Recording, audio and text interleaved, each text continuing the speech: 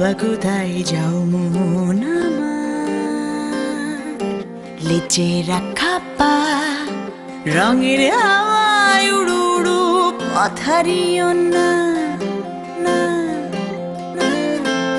যাও বা কোথায় যাও মন আমার।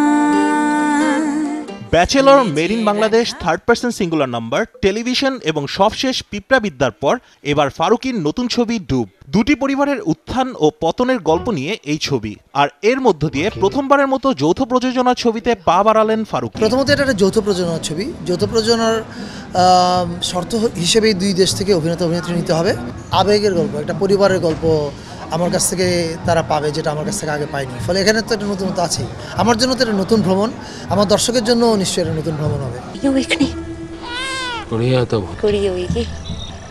ছবিতে অভিনয়ের জন্য আগামী 15ই মার্চ বাংলাদেশে আসছেন অভিনেতা ইরফান খান। বিশ্বের বিভিন্ন প্রান্তে অভিনয় করে নাম কুড়িয়েছেন ইরফান। ডুব ছবির প্রযোজকদেরও একজন তিনি।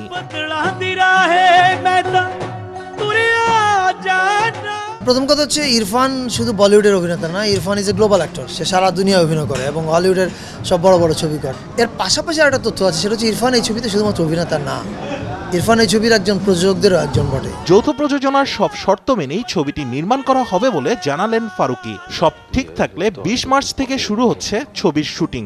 প্রথম লটে শুটিং হবে টানা 35 দিন। ছবিটির সাফল্য নিয়ে আশাবাদী পরিচালক ফারুকী। রাশেদ আনিস, 71, ঢাকা।